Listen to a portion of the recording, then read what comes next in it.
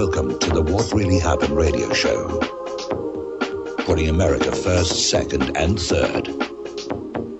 Here is your host, Michael Rivero. And aloha, America. Welcome to our show today. It's Tuesday, August 13th, 2013. Getting into the week here. A lot of stuff to talk about. Dan the Man is actually in our control room today for the entire show, twiddling the dials, keeping us out of trouble. Ready to answer the phone when you call into 800-313-9443. 800-313-9443. Now, starting right off here, Hillary Clinton has announced that she is embarking on a nationwide speaking tour to restore faith in the government. Frankly, the only thing that she could say up there on the podium that would restore faith in government is, I resign. And already people are treating this as a gigantic joke. But what's really going on here is this is the unofficial start of her 2016 presidential campaign. She's going to be going across the country and speaking about restoring faith in government to get out there and meet people. She's already trying to build her base for the presidency in 2016. And I wonder how many people are actually going to show up to these speaking engagements of Hillary, if she's going to have to Photoshop the audiences the way Mitt Romney was caught doing. And it's rather interesting. This ties in with a comment that John Oliver was making on last night's Daily Show. 2016 is 3 years away, and already our political leadership are totally focused on campaigning. Like there isn't a country to run out here. Like there are not problems that should be solved. They're already back on the campaign trail. Obama's actually on the campaign trail trying to salvage his historical legacy and resell the brand for the future history books. And I don't think that's going to work. As you're probably aware, yesterday Gallup was announcing that Obama's approval ratings are at an all-time low of 41%, which I suspected was inflated. So we ran our own poll at whatreallyhappened.com. Do you approve of the job Obama is doing? And he scored a 3% approval rating among the readership of whatreallyhappened.com.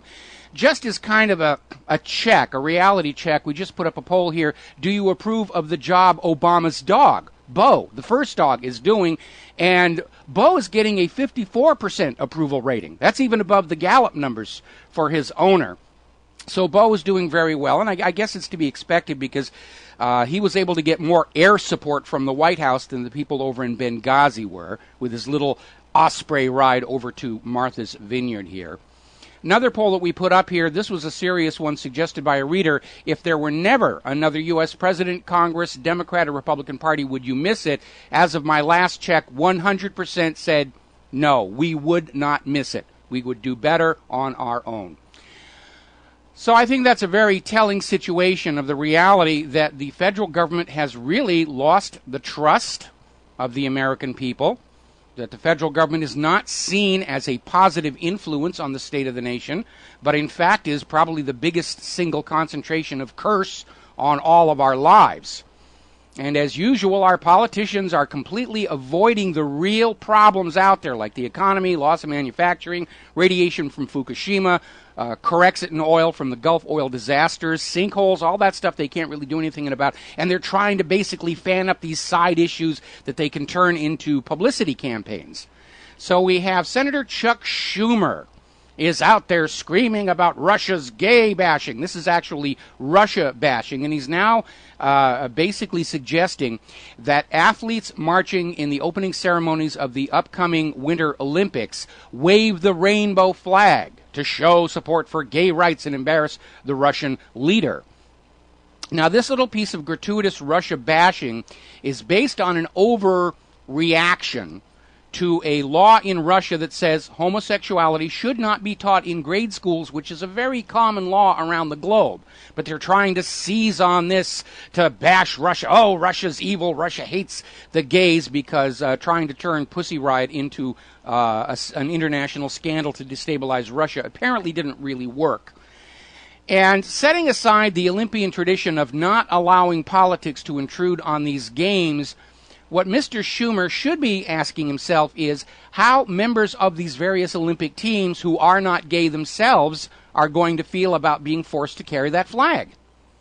But apparently that is simply not an issue with Mr. Schumer. It's just any excuse to bash Russia as we head off toward this, what appears to be, attempt to literally create a war with Russia. How insane is that? These people really do have weapons of mass destruction, and they really do have rockets that can bring them over to this side of the planet. And we know why they're ramping up the war. Russia took control of their central bank.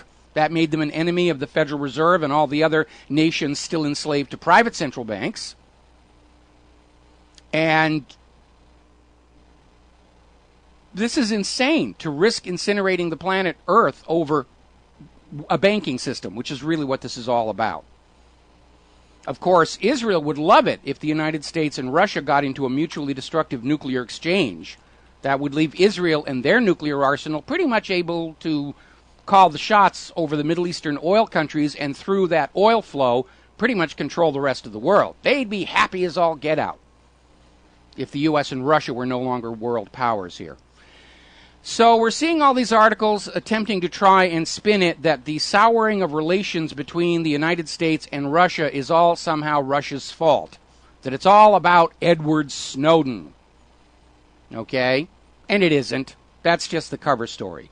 Yesterday we were reporting how Russia has now tripled the price they are charging NASA to take American astronauts up to the space station.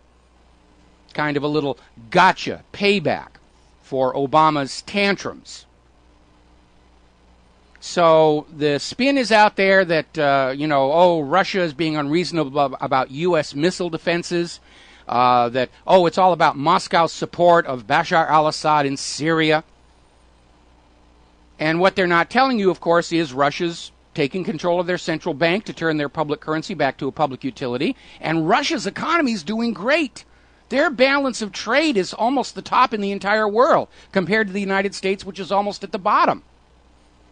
And Moscow would not be supporting Assad in Syria if it were not for the covert U.S. effort to change the government there. And Snowden would not be an issue if the United States government was not openly violating the constitutional rights of American citizens and the sovereignty of foreign nations. The Russians are not the bad guys here. It is the actions of the U.S. government that are provoking this crisis and leading us closer and closer to an all-out nuclear world war. Not that they're worried. They've got all their bunkers. They've been spending your money building these giant underground centers where they can keep the government and the money junkies all protected. You won't be allowed in, even though you paid for it, of course, because you're not part of the elite. You're just there to give us food and money and soldiers, and that's your only purpose. And if a few million of you get killed off in a nuclear war, that's a small price to pay. It's a small price to pay, rather, as long as the survivors go back to being loyal and obedient servants to the private central bankers. Now, Michael Savage is out there screaming, saying that Russian soldiers will be in the streets of America shooting at Americans with this new FEMA legislation. And it's part of a larger pattern. Again, it's part of this Russia bashing about how Russia is somehow tied in with a coming transformation of the United States of America. And this is nonsense. It's just more, let's make the Russians scary. Let's make the American people scared of Russians. We have to go back to the glory days of the Cold War when Americans would wet themselves when they heard the word commie, even though the Russians aren't communist anymore. But just a moment's thought, common sense. Why would Putin help Obama maintain control over the United States right now, when Putin knows it is the American people, you and I, that stand the best chance of halting this world war before it gets to that nuclear phase? So it's nonsense. Up until recently, there was a lot of military cooperation between the United States and Russia. We were supposed to be friends. American troops visit Russia. Russian troops visit America. I met some of them here during RIMPAC. Really nice bunch of guys out there playing tourists with their cameras and acting just like any other young person in uniform in a foreign land, playing tourist. But would Putin help Obama bring about a dictatorship in the United States of America, knowing that war against Russia would be the first move of that dictatorship? I seriously doubt it. He's not a stupid man. He's playing chess while Obama is playing poker. And Putin is calling Obama's bluff. We'll be right back after these words from our sponsors. And aloha, America. Welcome back to the show. Now, you probably already heard this, but I'm going to mention it anyway. A judge has now ruled that Michael Bloomberg's stop and frisk policy violated the civil rights of everybody who was stopped. And because it appeared to have been targeted on certain minority groups, that too was obviously unconstitutional and illegal. And the judge has said if the New York Police Department are going to continue stopping and randomly frisking anybody they feel like, that there has to be some kind of federal oversight, which doesn't end the problem. They're simply trying to somehow cloak it in an aura of legitimacy because now the federal government is in charge of the program. Ooh, yeah, that's going to make us feel a whole heck of a lot better. Bloomberg is throwing a tantrum. He's out there saying the judge had no right to do that, and yes, the judge did. Because, Mr. Bloomberg, if you do not want to obey the rules of the Constitution and the Bill of Rights, then you are not a legitimate government and you should abdicate.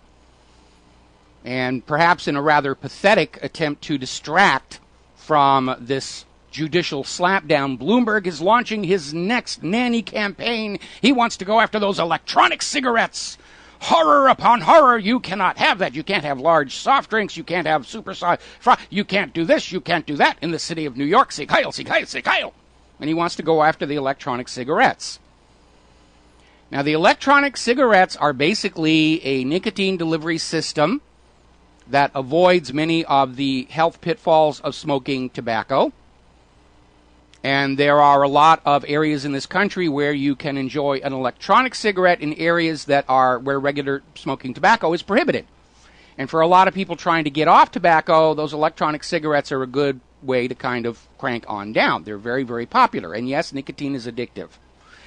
But at the same time, just to play devil's advocate here, there's actually some research that shows nicotine is actually good for your brain. People who are smokers have only half the chance of getting Alzheimer's or Parkinson's disease. Nobody knows why, because nobody's researching it, because all the big bucks are to be made in selling medications that treat Alzheimer's and Parkinson's disease. So they need you to get the disease, then they'll pay attention to you because you're a profit opportunity. But Bloomberg is out there screaming about the electronic cigarettes now and trying to prove he's actually relevant, when the reality is that Mr. Bloomberg has been unable to deal with New York's crashing economy. They're hovering at the edge of bankruptcy the same way that Detroit is.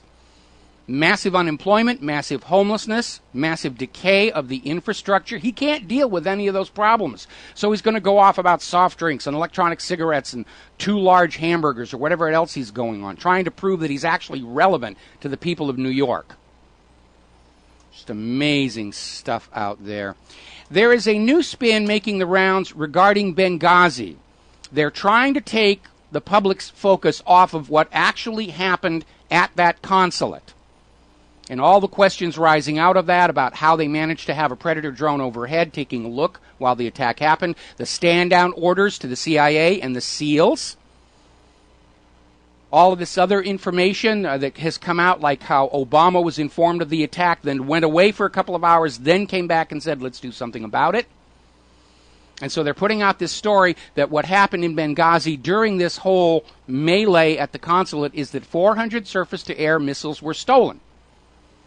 Which may be true, because it's also appearing that Benghazi was a way station on an underground arms smuggling operation by the United States to smuggle more weapons into the hired mercenaries in Syria. So the two stories are not mutually exclusive, but they're trying to shift the focus onto the surface-to-air missiles so that you stop asking about just what went down in Benghazi. More and more people are coming to ask the same question I asked. Was this actually a staged election year campaign to make Obama look presidential and able to deal with a crisis, not be another Jimmy Carter and let another hostage situation drag on for months on end? And it got botched, as so many other of their recent operations have done. So they're trying to shift the focus there, and the 400 surface-to-air missile story may be true, but it's not mutually exclusive with the idea that the attack on the consulate was staged to allow Obama to get up there and take away the media focus from Romney and say, I'm dealing decisively with this hostage crisis. I'm acting presidential. Romney's just a candidate. I am the president and I'm acting presidential. And it really didn't work out very well at all. Getting over to NSA Gate, we are now hearing from Justin Amash that critical information about NSA spying was withheld from the Congress before that critical NSA vote. In other words, the Intelligence Committee inside Congress was controlling what the rest of Congress knew about what was going on in order to secure the vote they wanted. And so anybody who says that, hey, the nation is under control, the public control because Congress is overseeing everything, no, they're not. Congress is being kept as much in the dark as you, the American people. They are fed only that information that will lead them of their own free will to vote the way the administration wants them to vote. Even the members of Congress are being propagandized. And members of Congress ought to be furious about that. Down in Brazil, they were talking about a $4 billion military deal with the U.S. to buy warplanes from the United States. Probably F-22s. And basically, that deal is now at risk over the recent revelations that the NSA spying was not just confined to ordinary American people, but was peeking into the private emails and business secrets of pretty much all of South America, along with the rest of the world and the European Union. And I'm not saying that the European Union isn't part of the whole world, but they had a special emphasis. They're watching where the money is so they can grab it when they need to. So Brazil may cancel that deal. The fallout from this NSA spying continues to just poison the reputation of the U.S. government, both within and without the United States of America. Interesting article over at Washington's blog. Is government just spying on us like a giant peeping Tom? Or is it actively using that information in mischievous ways? And that, of course, is a very valid question because of what we saw coming out of the Seattle Asia-Pacific Economic Conference. They are stealing information from you, the law-abiding citizen, to give to political cronies, to give to giant corporations. Remember, it's already come out. NSA was spying on critics of Monsanto's GMOs. Critics of the corporations linked in with the Gulf oil disaster. This whole spy network is to keep an eye on you, to keep you from being an impediment to the profitability of these giant American corporations. They're using information to harass enemies and silence dissidents. And the process is accelerating. This is real Gestapo stuff we're in here. Now, of course, last Friday, Obama got up on TV and promised tighter controls and greater transparency over the NSA spying on American citizens that only the previous Tuesday he had told Jay Leno does not exist. And he was out there saying we're going to have an independent group of outsiders to observe what's going on and to offer recommendations, and that turned out to be another one of Obama's fibs because Obama has appointed James Clapper to head the independent group of outside experts. This is like hiring Jeffrey Dahmer to investigate if there's cannibalism in Milwaukee. And it basically tells us that, yes, Obama is going to keep the spying going, and he's just looking for some way to trick Americans back into a false sense of privacy, so we'll go on sending our business secrets in the clear where they can be looted by the government and given to political cronies. That's what he wants. He's not going to change the spying. He's just trying to resell it to you, that it's okay, that it's cool. Hardly surprising, polls are showing only 11% of Americans trusted Obama on his NSA reform promises in his speech last Friday. We will be back after these words from our sponsors. Aloha, America. Welcome back to the show here. And over at Op-Ed News, I just spotted an article there, which is basically, I think, gotten to the essence of Obama's speech last Friday on the NSA spying on Americans. He doesn't want to change it. This system has been built since 1985 through multiple presidents, multiple administrations, multiple Congresses. They're not going to turn it off now. His goal is to make you okay with it. He wants to convince you, the American people, that it is okay for the government to be watching every single thing that you do, and that you can trust the government to be very careful with the data it collects, which we already know is completely bogus. One NSA whistleblower that was interviewed on ABC TV about 2 weeks ago, I think it was saying that, yes, the NSA actually listens to phone calls from our serving military people overseas calling back home to their significant other. And if it's really juicy, sexy talk, they make a copy and they pass it around like free porn. And again, we already documented how up at the Seattle APEC, U.S. intelligence agencies were caught spying on conference attendees, not for crime, not for anti-terror, but to steal business secrets, to give to political cronies. This government absolutely cannot be trusted with your private information. You can be the most law-abiding, fill out every form, pay every fee, American citizen there is. You can still be seriously harmed by this constant surveillance. The NSA spying on all of us is exactly the sort of abuse the Fourth Amendment was put into that Bill of Rights to prevent. And so, no, Mr. Obama, we are not at all comfortable with spying on everything that we do. The Constitution that you claim to have been a professor of, that is now seriously in doubt. That's the set of rules you agree to in order to hold office of authority over we the people. And if you're not going to obey those rules, have the decency to abdicate. No, we are not comfortable. The Brazilians aren't comfortable with it. The Europeans aren't comfortable with it. The Russians aren't comfortable. Nobody is comfortable with a government. Even the best, most benign government spying on everything that we do. And this current U.S. government, which is just provably corrupt and warmongering beyond rationality, should not and cannot be trusted with the private communications of the American people unless and until they have evidence of an actual crime supported by oath or affirmation and resulting in a warrant from a judge, as it says in that Constitution. The entire NSA spying operation is illegal, unconstitutional, and anybody in government who continues to support it is delegitimizing the federal government in the eyes of the American people and the world as a whole. No, we're not going to be comfortable with this. Any more than we're comfortable with federal government policy that loots the wealth of the American people to try and prop up a failed banking system. We're not comfortable with that at all. Especially with a government that protects and guards its own privacy with an extreme degree of fanaticism. Privacy has to be a two-way street. If you want the American people to respect the government's privacy, then the government has to respect the privacy of the American people.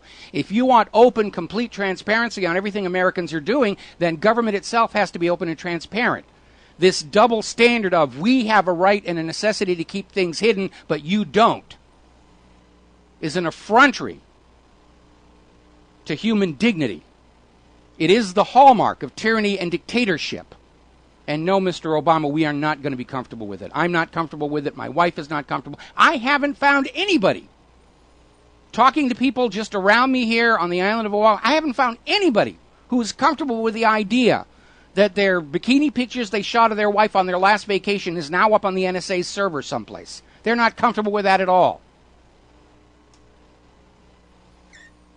Now, Edward Snowden has come out with a comment that I think deserves a certain amount of attention. Obviously, anything coming out of Snowden and Glenn Greenwald we have to pay attention to.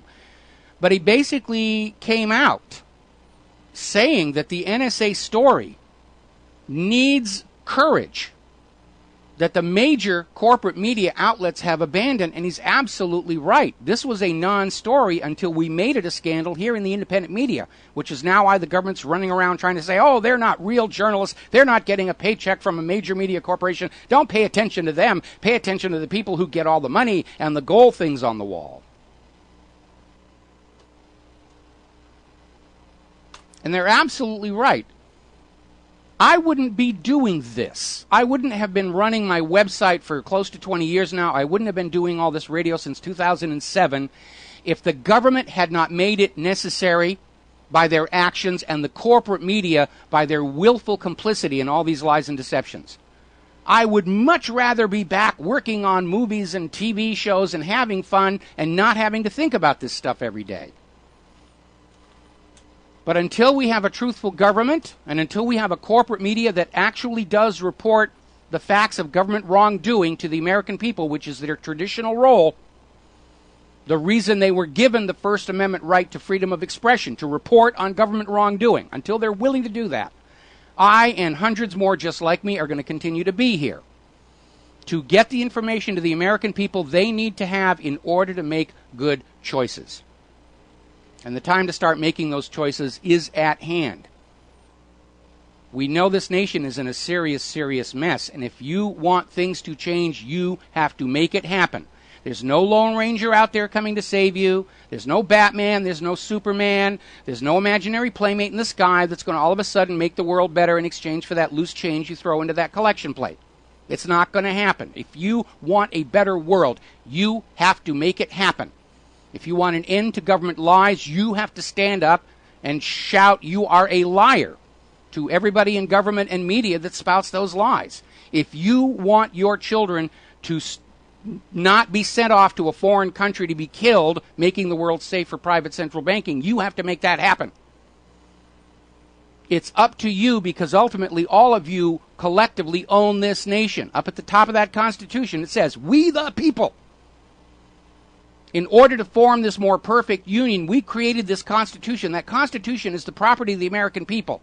It is not the property of the government. They don't get to change it. They don't get to tell us what it means. We get to decide for ourselves what that Bill of Rights actually means, and the government has to comply with that contract, or they're no longer the legitimate government. And at this point, I think we'd be hard-pressed to find anybody who's not on a federal government paycheck who thinks this government is still legitimate. Now, we're getting a story out of RINF.com where some more information has surfaced regarding the apparent assassination of Michael Hastings. And apparently, at the time his car exploded and then rammed into that tree, he was investigating CIA Director John Brennan. And apparently he had something that he was getting ready to publish in Rolling Stone magazine less than 2 weeks after he was killed. So we're starting to see the wet work out there. And apparently the government doesn't even care if you find out or not. Maybe they prefer you to know, yeah, we're killing people we don't like. So sit down, shut up, pay your taxes, breed us more soldiers, swear eternal fealty to the private central bank, and all will be well. We're going to grab a phone call here. Michael in North Carolina. Aloha, Michael. Welcome to the show. What's on your mind? Hey, aloha, Mike. How are you? Doing fine. What you just said is very poignant, because I normally never lose my cool. I'm so mad over the NSA and the scandal and the fact that people just, they're all right with it. That's not my experience. That's from what I'm seeing, a lot of people are. And it's such an egregious thing to appoint the guy that's director of national intelligence to head an independent review of national intelligence. Of course, Fox and henhouse mentality here. But let me ask you a question. Michael, are you actually going out and asking people, how do you feel about NSA spying on you, or you're just waiting for somebody else to stand up and spontaneously say, I'm very angry at what's going on? Because... No. I engage people in discussion about it. Okay. And what I'm finding is that people that are of my age and older are really not happy about it, but I'm also finding like a younger generation that is saying to me that, well, if it's going to keep us safe, I'm not doing anything wrong, so let them do it. Well, that's the result of the propaganda in the schools, but my experience is in fact quite the opposite, that everybody's angry about it, but they're staying silent out of a misplaced sense of patriotism. We're going to take a break for commercials. We'll be right back. Aloha, America. Welcome back to the show. And responding to Michael in North Carolina, my experience is obviously very different from his. But you need to understand that most Americans still think they're alone in their concerns about what's going on, because that's what the corporate media tells them. And so when you're just going around society, you've got a lot of people who, out of a misguided sense of loyalty, are staying silent about their concerns. And that's why it's so important for everybody to speak out, because when you have the courage to speak out, you give others the courage to speak out. And when you talk to people conversationally, they'll sort of mutter along about, well, it's keeping me safe and everything. But when you start to really get into the nitty-gritty about what's going on, you'll generally find that inside, once they figure they can trust you, they'll say, yeah, we're really concerned. And we should never, whether it's Michael in North Carolina or the federal government, confuse silence by the American people with consent for what's going on. because, again, certainly from the readership at my website, the audience at Republic Broadcasting, a lot of Americans are very concerned. A lot of Americans are paying close attention to what's going on. And I understand how young people in school may be coming out with these very ludicrous ideas that it's okay to have, to be watched in their bedroom on their school laptops, which actually happened not too long ago, because it'll keep them safe from the booga booga terrorists. And when you begin to realize the poor academic performance of America's school children is because the schools aren't teaching skills and critical thinking. They're propagandizing the kids. They're indoctrinating the kids. In fact, Matt Damon was just here on Fox News saying that the kind of progressive education he knew as a kid isn't in the school system anymore. It's all indoctrination. You're not taught how to think. You're taught what to think. And you, as a parent or concerned adult, have an obligation to sit the kid down and say, first of all, that school is telling you what the government that pays their salaries wants you to think. And it may not be reality.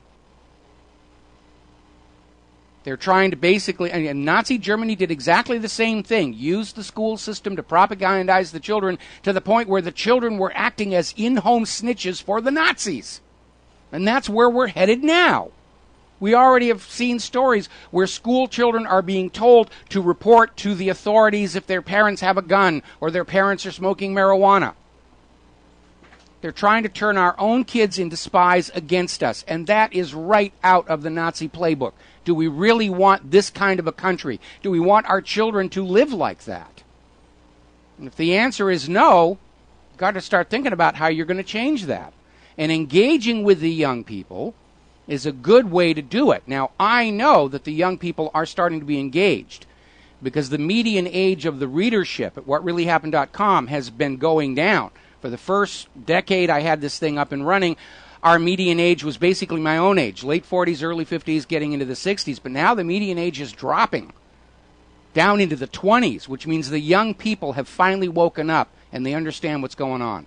So I'm not sure what circles Michael in North Carolina is running around in, and you shouldn't really take either of our perceptions at face value. Go out into the public and start talking about what's going on. Share with other people how angry you are that the government is violating the Fourth Amendment to spy on everything that we're doing.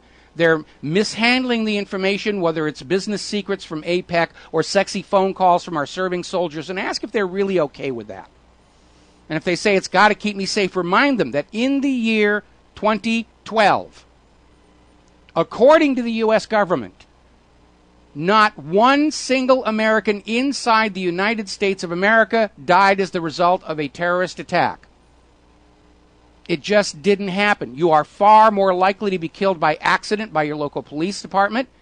You are thousands of times more likely to be killed by a mistake made by your doctor or your pharmacist. You're thousands of times more likely to be killed in a car crash. This terror threat is just theater to scare people, especially young people, into going off to war to make the bankers richer. The government is trying to brainwash our children. We have to take back control of those children's minds by engaging with them. Don't let the schools take over the role of parenting your children, because they're not parenting your child the way you would want it to happen. They are parenting that child the way the government wants it to happen. And the government agenda is very much at odds with common sense and what is good for the nation as a whole. Meanwhile, the story about Ibrahim Todashev is continuing to ramp up because his father is getting ready to sue the FBI over what happened and what appears to have been a blatant execution of Ibrahim Todashev. After hours of interrogation, the FBI is trying to take the position, he was on the verge of signing a confession that would have demonized the Tsarnaev brothers and just closed this whole case and made it absolutely sure they were the Boston bombers. And my read of the situation is that Todashev said, no, I'm not signing that. It's a complete lie. I'm leaving. You have had enough of my time. Unless I'm under arrest, I am leaving. And out of fear that he would go public, that the FBI was trying to coerce him to sign a phony confession, they had to have this accident. He attacked the FBI. Only now we understand that Ibrahim Todashev was recovering from knee surgery. He was limping around in a room full of armed FBI agents, and all of a sudden he attacked them with no motive. So his father is suing. And when we've reached the stage where the government is solving its problems by just killing people who've become an inconvenience, whether it's Ibrahim Todashev or Michael Hastings, we know the end is near. Because we're all seeing it happen. Remember, the fastest way to bring down a dictatorship is to make it act like one, force it to act like one where everybody can see it, and that's exactly what's happening now. Now, an interesting story, this is over at warisacrime.org. A lot of critics of our current military escapades point to places like Iraq and Afghanistan and describe them as the new Vietnam. The U.S. mired in a war of attrition it is ill-equipped to deal with. We know that Russia's Putin has told both Secretaries of State Hillary Clinton and John Kerry that if the U.S. invades Syria and or Iran, Russia is committed to turning those into the new Vietnam and wear the United States down in a war of attrition. A lot of people go back and look at Vietnam and say this mistake is why we shouldn't be in all these Middle Eastern nations. And in order to counter that argument, apparently the Obama administration is launching a new propaganda campaign to glorify the war in Vietnam and spin it as something positive. So that people can't say, oh, you're turning Afghanistan into the new Vietnam. Well, Vietnam was good, so Afghanistan must be good. This man is not getting good advice from his advisors. Or if he is, he's not listening. This idea is going to crater as badly as we got bin Laden in Abbottabad, and Benghazi was the fault of that anti-Muslim movie. They're grasping at straws out there, and they're flailing around. Their propaganda has lost all focus. It's lost a sense of the narrative. They're just flinging out trial balloons, hoping to find something that'll work, not realizing that every new failed trial balloon only makes it more obvious this is just nothing but lies and propaganda spewing out of Washington, D.C. Now, over in The Voice of Russia, a gentleman by the name of Duesenberg has come out with some very interesting quotes, and I'm going to read you one of them. Israel wants to have everything, to start from the beginning, and that is why it is so hard for the Palestinians to negotiate again. This is ridiculous. In the face of Kerry, he continues to build more settlements, meaning Netanyahu. Kerry is a stupid guy, and America has no power. They are already a suburb of Israel. Israel has the power, and Barack Obama has nothing to say anymore. That's my opinion. And this guy's absolutely correct. Kerry's over there trying to pretend still that the United States is an impartial, objective arbiter of peace in the Middle East. What does Netanyahu do? Starts building more settlements to absolutely guarantee peace talks will not happen. We'll be right back. Aloha, America. Welcome back to the show. And following up on that comment from the Russian media about Israel calling all the shots, Press TV is now reporting that the proposed peace talks are basically already hovering at the edge of collapse because of Tel Aviv's decision to start building new settlements, Israeli-only settlements in the occupied Palestinian territories. And, of course, this is exactly what Netanyahu wanted to happen. He doesn't want peace talks. He doesn't want even the chance peace talks could actually work. He wants it all. And Kerry is just over there as window dressing to make it look like the United States is simply backing Israel's play, which they are. And again, we see this constant parade. Everybody in the United States who wants to run for elected office, what's the first thing they do? They go off to Israel to have their picture taken at the Wailing Wall. It's embarrassing. It's humiliating. We're going to grab a couple of phone calls here. Paul up in Canada. Aloha, Paul. Welcome to the show. What's on your mind today? Hey, Michael. How you doing, buddy? Doing good. Good, man. Listen, I got a couple of things here. And one of them was San Diego State University professor, Morteza Maharabadi. Professor and interim chair of areas of specialization mechanics of materials, told San Diego 6 News that calculating the speed of Hastings' car follows a simple mathematical equation. By using the video and the distance traveled, that's that black and white video that came out from that store Yes. that was on that street. Mm-hmm. The car traveled 195 feet in a certain amount of seconds that lapsed. Mm-hmm. His opinion, the car was traveling 35 miles per hour. So this, again, because we were all, based on but my personal opinion on it was, like, when I saw it, because it's a stationary video camera, I thought that, things always look faster when you're stationary and you're close up to the object. So I thought it was probably moving a lot slower than, the actual feel you get from the video.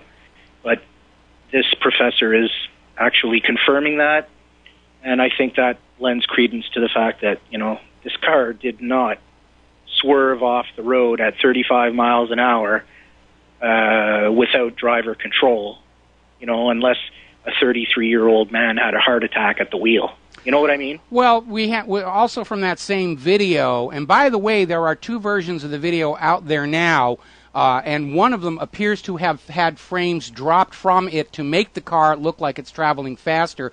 Really? But from that video, it's obvious the car exploded, then swerved, and now there's a new eyewitness who's come forward to say that they heard an explosion. It sounded like a bomb, not a car wreck. We've all heard car wrecks before, and we've heard explosions on TV news reports, and this was definitely the guy got killed. He was investigating Brennan, apparently leading to an article that was going to appear in 2 weeks, and obviously Absolutely. Brennan, as head of the CIA, isn't shy about assassinating people.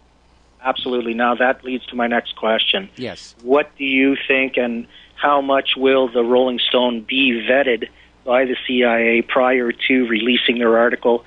And secondly, what do you think about the fact when you single out an individual that's high up in power, rather than just talking about the state in general, how much more danger are you in?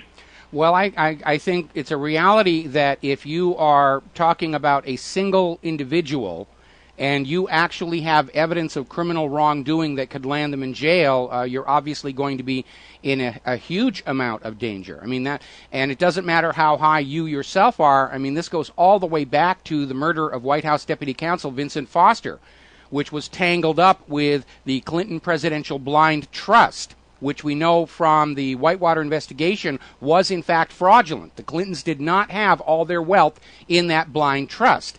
And Vince Foster, because he was signing the trust declarations, he knew he was committing criminal fraud and he could go to jail, and that's why he was planning on resigning. But of course, resigning would have brought even more attention to the already 6 months delayed presidential blind trust declarations. And so he was suicided, and the trust declarations were delivered to the trustee 3 days later. Right. In order to basically cover up the fact that the Clintons still had a huge amount of their personal wealth under their personal control, and that, too, was testified to during the Whitewater hearings when one of the White House maids let slip the fact that up in the private residence of the White House, there were filing cabinets filled with Clinton's financial documents, which they're not supposed to be there. That's right. So here's my thing. Yes. I'm going to tell your listeners, you've got a few listeners there, it's the numbers are going up, and I just want to make it clear that it's okay to talk about things. You don't have to single out powerful people. You can just talk about things in general with the people in your community without naming names, and just state facts without, bringing a lot of attention to yourself, and that's what I would encourage your listeners to do, just as I do here. Now, one more thing. Well, before you go on to the one more thing, Sure. I actually disagree with you. If we have individuals who are behaving illegally and unconstitutionally, I think it is the duty of every citizen to call attention to that. Now, the vast majority of people listening to this broadcast and reading my website, and even I myself, we're not in possession of classified information. We're not in possession of actual hard evidence that could lead to a prosecution, and on that basis, we're still safe. we're an annoyance, but nobody True. wants to call more attention to a particular issue by unnecessarily going after somebody who wasn't really a threat to begin with. You have to be perceived as a real, genuine threat, meaning loss of office, loss of wealth, being sent to jail before it becomes worthwhile for somebody to try and take you out. But, you know, for anybody who's trying to affect change and save the republic, that's just a risk you're going to have to accept. You know, and that's why Snowden is out there saying this NSA story reporting takes courage the corporate media doesn't have. And he's absolutely right about that. So we all need to be courageous right now. I agree. But, you know, for those that aren't courageous, that's just, you know, something that I wanted to put out there because I do agree with you. Okay. You know? Like it's about time there now for people to, you know, grab a hold of themselves and say, look, you know, things aren't really, you know, we're all on the reservation now, and you know, it's time. But on the last note that I wanted to make, these meetings that John Kerry was having over in Israel a couple of weeks ago to a month ago, 5 meetings in a row. Yes. You know. This has, in my opinion, my sneaking suspicion, has nothing to do with Palestinian-Israeli relations. It was Turkey, Egypt, Syria. Mostly Iran. Mostly Iran. Those were the brunt of the talks. It had nothing to do with Palestine or the Gaza Strip. And I'm not going off any news media or any... This is my sneaking suspicion. So, well, I think your suspicion is shared by a lot of people, including myself. There has been absolutely no progress for the Palestinians for decades now. So when Kerry or our military leadership go over to Israel for meetings, it doesn't matter what they say the meetings are for. We understand. They're still trying to figure out some way they can sell a war with Iran to the war-weary American people. Absolutely, Michael. Thank you very much for taking my call. You're welcome. Thank you very much. We're going to start with Nikki in Oregon. We'll probably have to take you through the commercial break. What's on your mind today? Well, hi, Michael. I was just wondering, in the big picture, with all of the alternative media pretty much just reporting on what's being implemented and not really, and all we were doing is really kind of just disclosing things that have already happened or are happening. Yes. And just wondering, why isn't anyone focusing on the big picture about the goal that was originally to have all other nations want to come to America, use the dollar for trade worldwide, and get everyone hooked on the United States, only to eventually set up the U.S. and the people of the U.S. to be destroyed?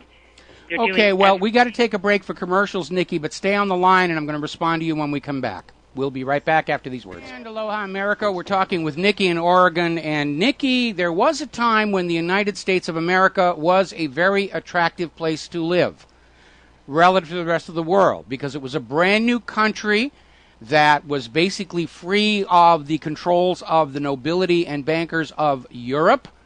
And inevitably, the immigrants that were being attracted back then were people with skills, people who knew how to do things, who understood if they stayed in their old country, they would work their lives away at their skills and have nothing for it because it was being siphoned off by their lordships and by the banking cartel. And if they came to America, which was a land where people back then were allowed to keep the wealth their labor generated and prosper, it became very attractive, and that's why these people were willing to sell everything they had, pull up roots, cross the Atlantic Ocean or the Pacific, and come to the United States of America. That nation doesn't exist any longer. America is now mired in the same kind of corruptions and usurious banker behavior as Europe has been struggling with for the last 2 centuries. But to give you a window into the attitude back then, I've talked an awful lot about how the British press responded to Abraham Lincoln's greenbacks, and I want to read you a direct quote from the London Times regarding Lincoln's greenback. If this mischievous financial policy, which has its origin in North America, shall become indurated down to a fixture, then that government will furnish its own money without cost. It will pay off debts and be without debt. It will have all the money necessary to carry on its commerce. It will become prosperous without precedent in the history of the world. The brains and wealth of all countries will go to North America. So even back then in the 1800s, the private central bankers understood that a nation without a private central bank in control of the nation's economy was going to be doing so much better that inevitably the best brains and workers would go to that country. And indeed, that happened. The growth of America literally stripped the best minds, the best inventors, the best artists and musicians of Europe and lured them to the United States of America. Now, we're not that country any longer. That's why Obama is trying to, get more workers into this country with the amnesty program for all the illegals coming over the border from Mexico. And while there are very creative, artistic, inventive people in Mexico, they are not encouraged to come to the United States of America given the current living standards here. And so it's a very, very different world. And I think the reality is America is a failing empire. We're not the greatest nation on earth any longer. We're not seen as attractive. The dollar is certainly not seen as an attractive currency any longer. In fact, apparently a major focus of this upcoming G20 is going to be a call to move to a stronger, safer currency for international trade and reserve financing. And that is, of course... Can you hear me, Michael? Yes, I can. Now I can. I just wanted to say everything you're saying is absolutely correct. But if you even look at the bigger picture beyond that, knowing that the U.S. was a place that was attracting, but that was a setup too. They're attracting everyone to come here to build the infrastructure, to get everything ready to eventually implode. And we're in the imploding state where it was once attractive. Everyone wanted to be just like us. And then they wanted that. They wanted to suck everybody in. If you could think of the U.S. in the middle and every other nation on the outside or in the circle around, and they wanted all the other nations to come and be like us, and then eventually and use our dollar and use everything about us and use our technology and bring all the brightest minds here to just build up everything here so that eventually when they get everybody hooked on this, it's much easier to take down societies when everybody is as one. And I feel as though because they're doing right now, we're living in a time where they're doing everything in their power to make everything about the U.S. be hated.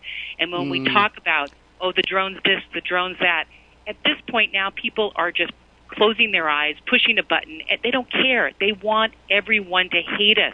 So when we talk about those kinds of things, it's talking about something with somebody who's a rational human being that would be able to look at, I'm talking about the people that are running this, that you would actually try to implement change or get people off of Bretton Woods or get people back onto Glass-Steagall. These people have no interest in any kind of rational response to change to make it happen. Okay, Nikki, let me come in here. First of all, I disagree with you on a couple of points. I don't think anybody wants the American system to implode. The problem is they can't stop it. And because they understand they can't stop it, everybody is thinking in terms of their own personal wealth and power and well-being, and that is what is driving everybody's actions. Opposition to Glass-Steagall, trying to keep the money flowing to the bankers. They're all taking care of themselves. The America that used to be attractive to foreign nationals doesn't exist any longer. And as a matter of fact, most immigration is now coming from places that are considered, third world rather than first world. Nobody wanted to take down the American system. It was destroyed from within by self-centeredness, self-interest, greed, corruption, and the fact that we were enslaved to a private central bank issuing the public currency as a loan at interest. And the people who set this up knew that ultimately it would destroy the nation. Right. But they didn't care because it was going to happen after they were dead and gone, having lived lives of unearned wealth, luxury, and privilege. Nobody wants to take down the United States of America. They can't stop it. And what they're doing is... If it was set up initially with the Federal Reserve is a no-win situation. That's exactly right. So it was initially set up to eventually have what's happening happen now, and now they're even taking it further by destroying our economy and our ability to produce goods. Nikki, Nikki, we're getting to the question of motive. The people who set up the Federal Reserve System did not set it up with a conscious intent of eventually destroying the United States. It was set up to loot the wealth from the working people of America and put it in the pockets of the bankers. The fact that it was going to destroy the United States eventually was not a concern because it was going to happen after they were all dead. Right. Nobody set this up intending to destroy the country. They simply set up a system that made them, rich with unearned wealth, and it didn't matter to them if eventually. Okay. You don't think that by destroying our ability to produce goods and we become a service economy, destroying our farms and our ability to produce food, to collapse the U.S. dollar so that it will no longer be accepted by any country, so that we can no longer pay for imported food. My concern is, what are we going to do as a people when this happens, when we don't have people here that can produce goods anymore? I mean, some can, but the majority of people can't. Well, we'll just, we'll eat the rich because they taste like chicken and they're not radioactive. Nikki, again, going back to those points you make, the loss of manufacturing was not intentional to destroy America. It was designed to increase profitability for American corporations by offloading the manufacturing to places with lower labor costs. It was just simple greed. The transition to the service economy was a move by the U.S. government to keep tax revenues up in the absence of manufacturing without acknowledging that they made a huge mistake allowing the manufacturing to leave in the first place. The decline in agricultural exports is a result of several factors, including alienation of GMO, the decline in the irrigation system across the Midwest through neglect, and it's all driven by greed. The money junkies, basically their attitude is, I'm going to grab everything I can to me, and whatever happens after I'm dead, hey, it's not my problem. And that kind of attitude is counter to the national good. And the countering that me first and everybody else afterwards attitude is what the federal government was supposed to be doing and did not. And that is basically fascism, when you have the government and financial interests aligned together against the nation and its people. Got to take a break for commercials. We will be America, welcome back to the show here. And an interesting story from over at Desert Peace. It's headlined, Those Insomniac Zionists, and it's a follow-up to a story we've mentioned many times before about how the government of Israel will pay Israeli or just ordinary Jewish students here in the United States of America to spend their time online, prowling the internet, looking for criticisms of Israel. They have a little communication system they use called Megaphone, so that somebody sees, oh, that Rivero, he's talking about Israel and Palestine again, and they'll type it into their little Megaphone window, and it pops up on the screen of everybody else subscribed to the system, so that they all know to come in and pile on and say, oh, my goodness, you're being an anti-Semite again, or whatever it is they're saying this week. Well, apparently the program has expanded, and apparently Israel is now paying full scholarships to the students who are organizing these programs. In other words, they don't have to worry about paying their school costs. They don't have to go out and work at a burger joint to pay the rent on the dorm. They don't have to worry about school loans, which drive them into unpayable debt on graduation. They're being paid by the government of Israel to organize and coordinate these massive online propaganda efforts for the state of Israel. So when you're out there in the blogs and there's some annoying individual screaming anti-Semite and defending Israel no matter what it does, remember, they are paid to be there. All righty. Now, the drones are continuing over the skies of Yemen, and apparently they are now conducting strikes within the Yemeni capital itself, which guarantees that for every terror suspect, who may be a suspect only because somebody turned over his name for the bounty money, there are going to be bystanders. And the word terrorize is appropriate, because how would you feel if here in the United States of America, you're down at the local supermarket or out on a picnic in a park, and a drone operated by a foreign government flies overhead and drops a bomb on you? How would you respond to that? I don't think you'd be cool with that idea. I don't think you'd be comfortable with the idea that a foreign government is dropping bombs on your friends and neighbors. And apparently the U.S. is still conducting what are called double tap strikes, where they'll send in a drone, blow up a bunch of people, wait for the first responders to get there, and then drone strike again. That has nothing to do with the war on terror. It's about crippling the infrastructure to deal with the victims of these drone strikes. Now, over in Tunisia, their opposition is forming an alternative government, a secular one. So it looks like Tunisia is getting ready to give their U.S. puppet regime the old heave-ho. Now, getting back to last night's Daily Show with John Oliver, they were going on and on. First of all, starting with the idea that here in the United States of America, the 2016 presidential campaign is already up and running. Everybody's declaring who's going to be the candidate. They were making fun of Chris Matthews for his endless botched predictions of who was going to win in 2008 and 2012. And then they held up as the counterexample down in Australia, where they've declared elections basically a month from now. And so their campaign season is a single month, which I think is a superior system, because if we have our top politicians already thinking about the election of 2016, they're not thinking about how to solve the very real problems in this nation. They're just going to let the nation go on the way it's been going. It's all just fine and dandy because, after all, they're wealthy. So why should they tinker with the system that made them wealthy? And they're already out there posing and like Hillary Clinton's speaking tour to rebuild faith in the U.S. government, which is absolutely going to crater, but she's just out there getting FaceTime for her own 2016 campaign. And the Daily Show went on with excerpts from these various Australian politicians that are just a complete embarrassment to Australia. And, of course, everybody is now talking about this lady who's being called the Australian Sarah Palin. Her name is Stephanie Bannister, and she was saying Islam is a country, various other comments, and basically withdrew from the race after 48 hours. I'm not sure if that's a record for a political campaign cratering, but it has to be close. And then they went on to this other guy talking about a 6-point plan that he has to stop the boat people from coming to Australia. And the reporter asked him, what are the 6 points?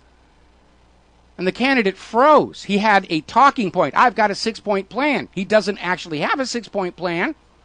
And this guy just stammered and stuttered and kept trying to go back to where, we've got this 6-point plan. The reporter said, I understand that. What is point number 1? And the guy said, to stop the boats. Yeah, we sort of figured that was in there someplace. What's point number 2? And it is a reminder, whether it's the Australian Sarah Palin or the American Sarah Palin, the curse of political power is that it attracts the very sort of people who should never be allowed to have it. And it was awareness of this reality of politics that led the founding fathers of this nation to deliberately and intentionally hamstring and weaken the government, so that these bozos who just live to have power over others would be limited in the amount of damage they could do to the nation. And that is why we should be very angry at a government that has abandoned the Constitution and the Bill of Rights, because it means these bozos who think the internet is a bunch of tubes can run rampant over the American people without really having a clue what they're talking about. ClimateGate, good example.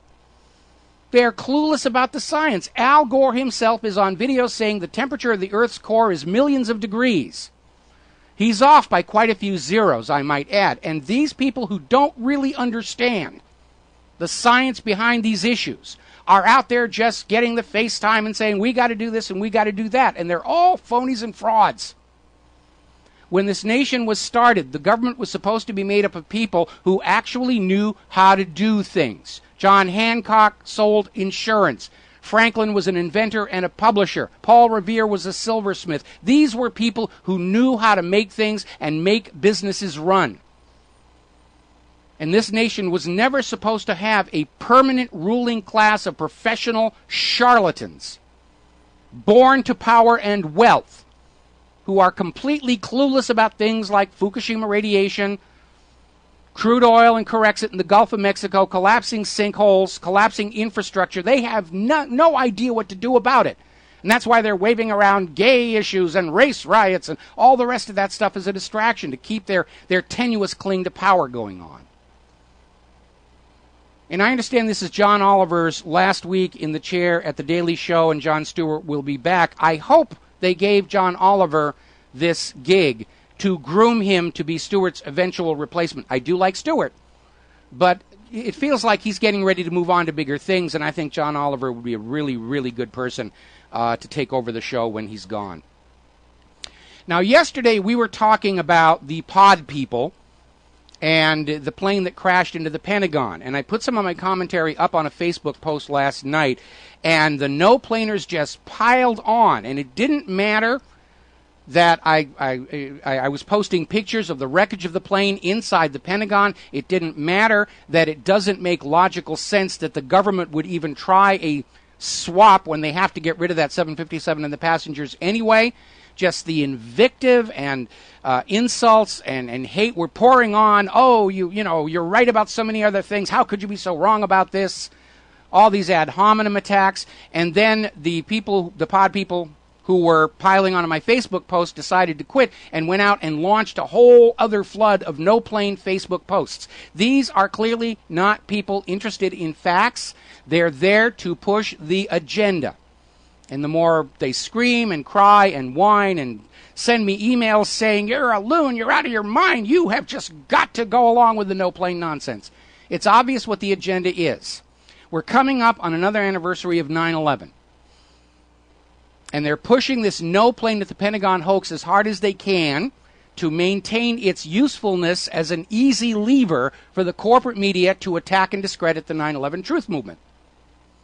Because they can't actually deal with the real questions about 9/11. How is it that the BBC and Fox News announced the collapse of World Trade Center 7 26 minutes before it actually happened? How did President Bush's Secret Service know that he was not a target sitting in that school in Florida with an airport only 4 miles away? They can't explain away the evidence of thermite. They can't explain away the obvious scars of cutter charges on the load-bearing members in the wreckage. They need an easy straw man with which to say, oh, you don't want to pay attention to those people. You can trust the government. Because it's all they got left. The no-plane hoax is the only propaganda card they've got left, and that, I think, is why there is so much fury to my no-plane article, which means I'm going to keep it up there prominent on what really happened until the anniversary of 9/11. Got to take a break for commercials. We'll be right back. And aloha, America. Welcome back to the show, and that was a very appropriate piece of bumper music because I want to move on to the economy. We have, in recent months, seen a propaganda campaign coming out of Wall Street through the corporate media to try and downplay Iceland's economic recovery after they started throwing their bankers in prison and fired the government that helped the bankers loot the Icelandic people.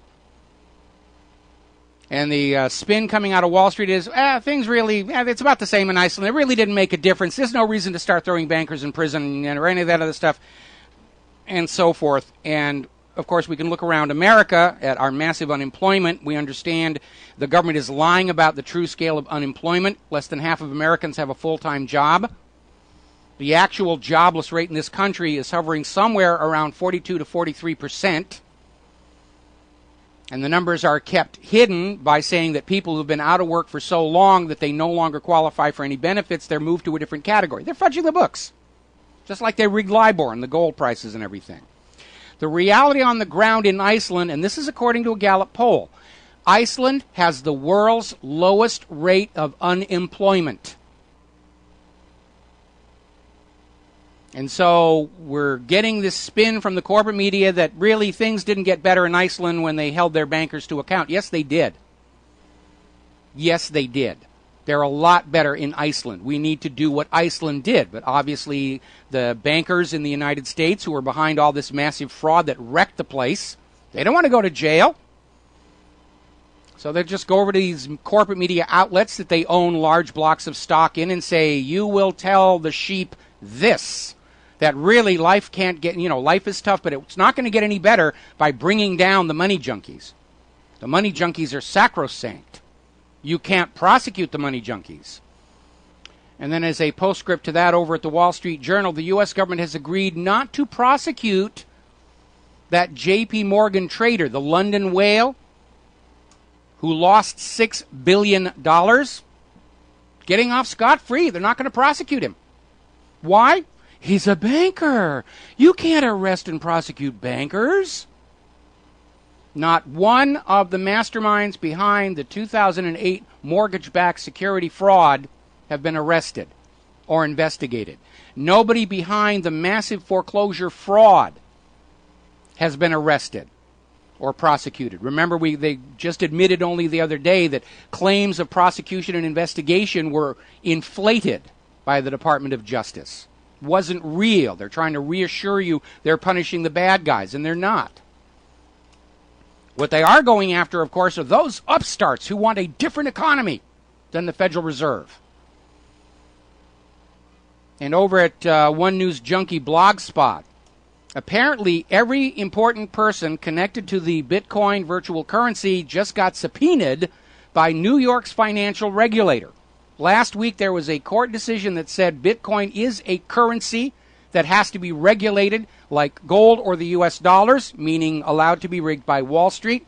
And now they're hauling in all the Bitcoin people before New York's financial regulator. They want to shut it down or take control of it. You are not supposed to have any other currency in your hand than those paper notes loaned at interest by the Federal Reserve. And I want to point out something very important when you're looking at that pretty printed piece of paper. It says there, over on the upper left, above the Federal Reserve seal, this note is legal tender for all debts, public and private. The word that is missing is only. This is not the only legal tender for all debts, public and private. The American people are allowed to use whatever currency they agree to use, whether it's Kennedy's United States notes or Lincoln's greenback. The Federal Reserve, having already wrecked this nation with their little Ponzi scheme private central bank, is working as hard as they can to make sure the American people don't even consider the possibility of an alternative currency. Look how they crushed down on the Liberty dollar, ostensibly because it had the word dollar on it and that made it a counterfeit coin, which is absolute complete nonsense because the United States Treasury or the Federal Reserve do not own the trademark on the word dollar. It's used around the world. In fact, I have another pretty printed piece of paper from Zimbabwe that's denominated as $100 trillion. The word dollar actually predates the United States. They do not have ownership of it. And anybody who wants to make a currency that says dollar on it, as opposed to shrank or quatlus, can do so. I think the reason they went after the Liberty dollar is they put Ron Paul's face on there and George W. Bush threw a tantrum because he wanted his face on those silver and gold coins. They're forcing you to be dependent on banknotes borrowed at interest from a private central bank, the exact same circumstance that triggered the American Revolution. We're back there already. Dependency is slavery, whether it's dependency on the Federal Reserve for your money, dependency on Monsanto for your food, dependency on Big Pharma for your medical care, and you're not allowed to grow your own herbs in your back garden to treat yourself. Enforced dependency is slavery. And that's why when the United States broke free of British rule that imposed dependency, they called it Independence Day. Not Freedom Day, not Kick Out the British Day. It was Independence Day, the day when Americans were no longer required to be dependent on the Bank of England, the British government, the British East India Company, the British manufacturing mills. Alrighty, let's see, coming up here on the top. And another article coming out of Market Watch. Fresh sign that the Fed is falling out of love with quantitative easing. They're falling out of love with asset purchases. Now, let me give you the backstory on what this scam is. When the mortgage-backed security fraud exploded, Wall Street had been selling these bad mortgage bundles, not just here in the United States, not just to the pension funds. They'd been selling them all over the world. Bank of Libya, Credit Suisse, Deutsche Bank, Bank of England. And when they all went bust, the rest of the world's nations got together and told the United States, if you do not buy these back and make good on the bad paper, we'll make a big stink about this in international court and destroy the credibility of America's financial system. So Wall Street was required to buy back these fraudulent mortgage bundles, the toxic assets. And the U.S. government started looting the wealth of the public in order to cover the costs of buying back these fraudulent mortgage bundles. That's what they mean by toxic assets. That's what the Federal Reserve has been printing up $85 billion a month to buy these completely worthless bundles of paper off of Wall Street and drop them onto the American people. You are now the owners of records of these bundles of completely worthless pieces of paper. But because of all this massive overprinting of $85 billion a month, and the reason we're not seeing the inflationary pressure that much from it is because it was just going into the banks and those worthless paper bundles being dumped onto the public. And worthless paper does not increase inflationary pressure. But because of that massive overprinting, that is also destroying trustworthiness of the dollar internationally, because the Federal Reserve is printing away its value. And so now to try and stave off the G20 call for a new global currency other than the dollar, they're going to start pulling back on the quantitative easing. The problem with that is that all of these Wall Street institutions that were buying huge blocks of stock, the plunge protection team to keep the stock market up, they're now trapped by that stock. It's on their balance sheet. If there's a major downturn in the stock market, these institutions will be instantly insolvent, whereupon they'll turn around to the government and say, we need another bailout. The government will say, yes, you poor struggling bankers will go loot another few $1 trillion from the American people. The downfall is it isn't out here anymore. That trillions and trillions and trillions of dollars they're taking from the American people to prop up the banks, we're out. We're tapped out. Everyone's focused on taking money away from the American people. Nobody was thinking about how the American people can recover, can make that money back through labor, because all the jobs are now overseas. We'll be right back after news and commercials. Aloha, America. Welcome back to our show, hour number 3, and it is an absolute honor and delight to welcome to our show Ben Swan. Ben, just thank you for taking time out of your extraordinarily busy schedule to share with our audience today. And I wanted you on the show because everybody listening to this program, everybody who reads my website, has been watching your reality check programming ever since it started. You've got a huge following of admirers out here for your willingness to basically tread where other corporate media dares not go. And I understand that obviously you have departed Fox 19 and you're launching your own new media venture, and please fill us in on that. Yeah, it's called the Truth in Media Project, and this is an exciting week because we have gone through a crowdsourcing phase where we have asked people to support it through Kickstarter, and then ultimately they moved their contributions over to PayPal. So we raised over $100,000 from supporters who say we want this kind of journalism out there. And this week, this Thursday, we will launch our first episode of this show, Ben Swan Full Disclosure. And that's going to be released we have enough to do 8 episodes. Will be released each Thursday night at 9 p.m. Eastern. You can find it at benswan.com. We'll be putting it up there and sharing it around. So I encourage people to check it out. But it's an exciting week because this is kind of our maiden voyage, if you will. Well, can you tease us with what the first pilot episode is going to be about?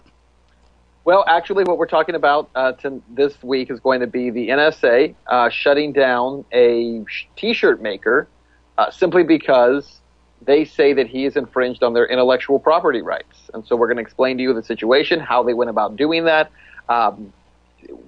what law says, copyright law says, where they stand, and the fact that the NSA, as we've found, may be infringing on copyright themselves. And so we're going to also explain to people, kind of the danger of these internet piracy bills like CISPA and SOPA and PIPA, because what these bills do is allow agencies like the NSA to come in and claim copyright infringement, and they automatically have the power to shut down a website.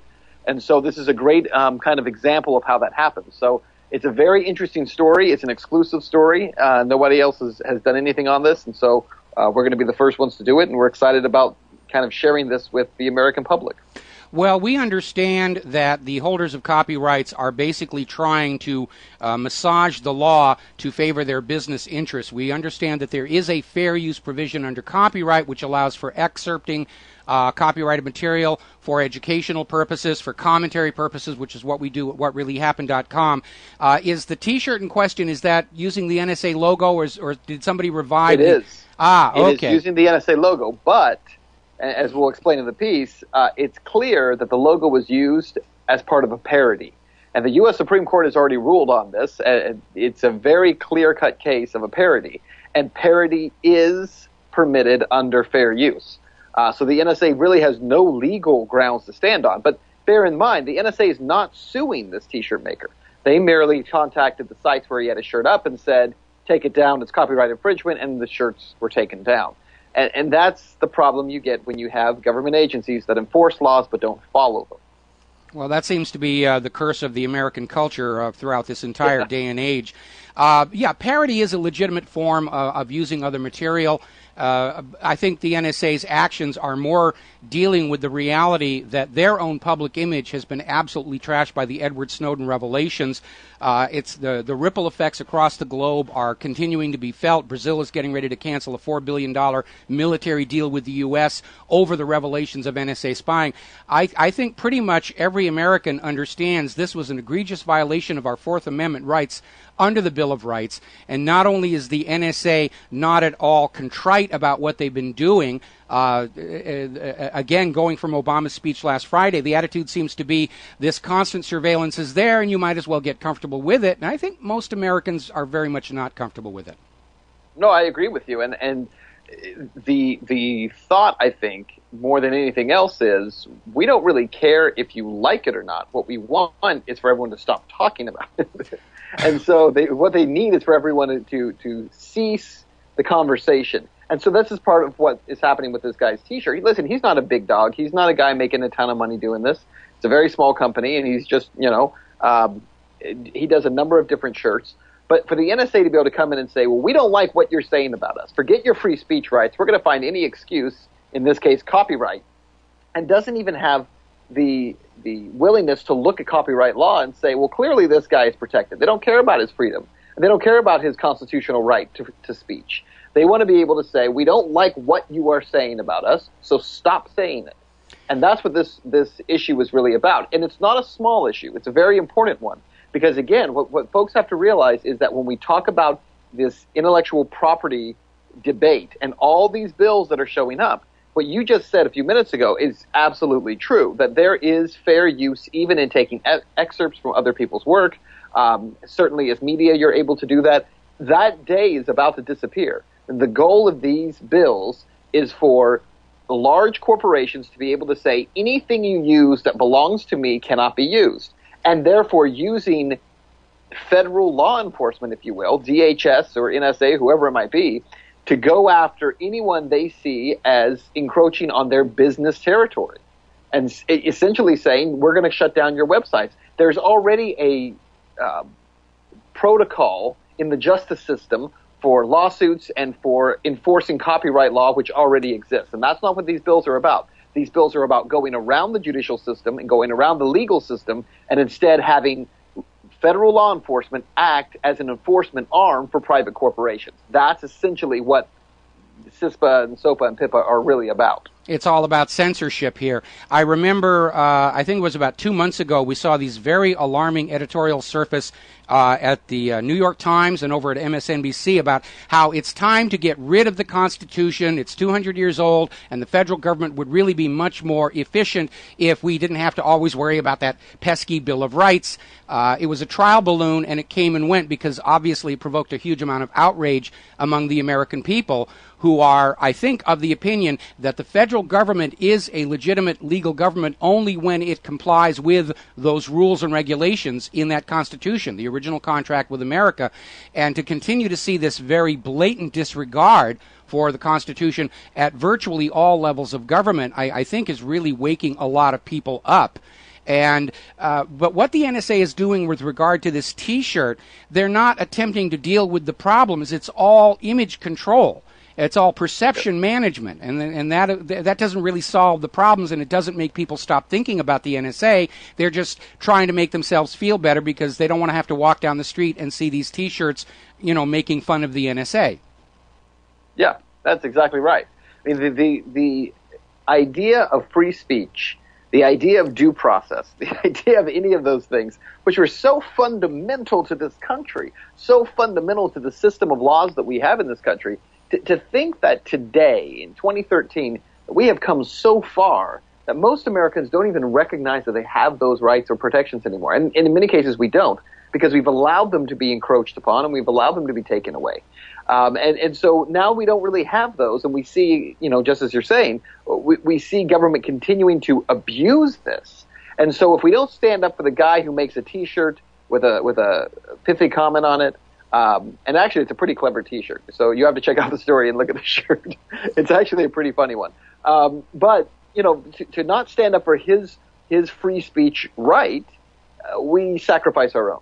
We absolutely do. And the Constitution, use it or lose it, and it is up to the people and to obviously individuals such as yourself to call attention to the fact that the government isn't playing by the rules any longer, and we the people have to hold them to account. Now, we're coming up on a commercial break here. We're going to be away for about 3 minutes, and when we come back, Ben, I'd like you to share with our listeners just what they can do to help get the word out about your new media launch, benswan.com, and anything they can do to help in terms of making this move forward, because the time has come for the independent media to really start moving forward, especially as viewership of the corporate-owned media continues in major decline. So we're going to take a break for some commercials here, and we'll be right back with Ben Swan. And aloha, America. Welcome back to the show. We're talking with Ben Swan, and before we get back to Ben and how you can help launch this project, we had an off-air question from a caller. How can a government agency pressure somebody over copyright infringement over branding unless they were a corporation? Anybody can have a copyright. If you create a painting or a piece of music, you own that copyright, and governments do copyright their logos. And so the fact that you are or are not a corporation is completely irrelevant. All right, so Ben, I'm going to turn the microphone over to you. This is obviously an ambitious project. You're in the very formative stages. You need our help, and we are here to give it to you. What can our listeners do to help promote what you're doing, build support for it, get the word out? Well, one of the best things to do is this Thursday, as we release these videos, is to share them around in your social networks, on Facebook, on Twitter. Send them out to other blog sites. What we want to do is recognize, first of all, there is a lack of high-quality video content out there on these subjects. And not just, this blog writings and that kind of thing, but the video itself is fairly unique. What we're attempting to do with video is really not being done, certainly not from a constitutional perspective in many cases. But we think that if we can get this content out, it can really be formative for a lot of other bloggers and blog sites and news sites as well. So one thing that we're doing with our content is we are not charging anybody to carry it, okay? We're allowing any website or blog site or independent journalist who's out there who wants to pick up our stuff and use it, we're not charging them for it. What we're saying is just don't edit it. Don't take it so it's not cut up and taken out of context. We want it to stay in context, but you can use it, you can put it up wherever you want it to be. And so what we're trying to do is just spread the word, get it out there to as many people as possible, and as many folks out there who can watch it and share it and send it around, the more that do it, the more successful we'll be. Well, I can guarantee you as these programs come out on your website, I'll certainly be putting them up at my website and encouraging people.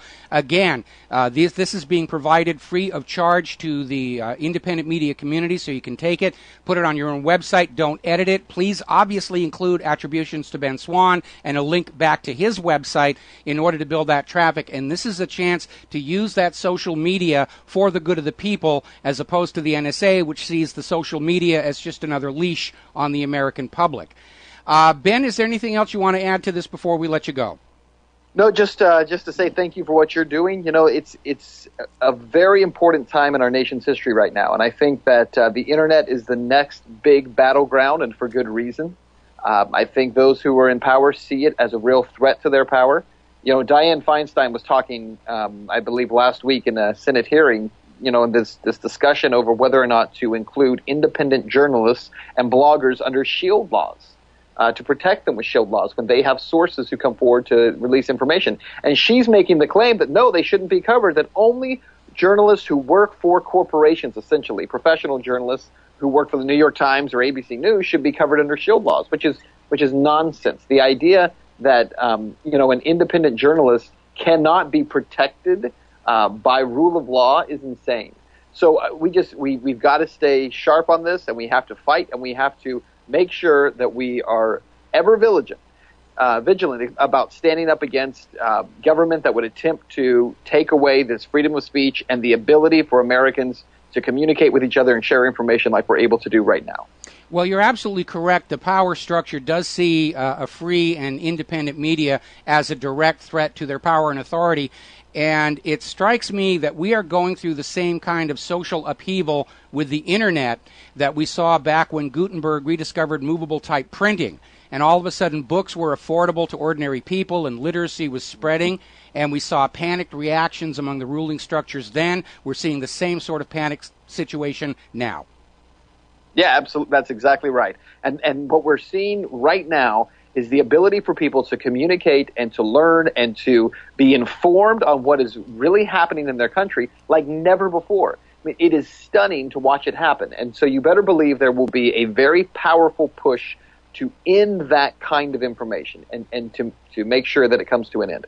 And so we have to protect it. We have to fight for it. We have to make sure that it remains the opportunity for the people as opposed to something that once was, a lost opportunity. Yeah, we can't afford to lose any more of these rights. We can't afford to give up our own vox populi. We understand that the government is very concerned. They've lost credibility in the eyes of the American people. They've lost credibility in the eyes of the world.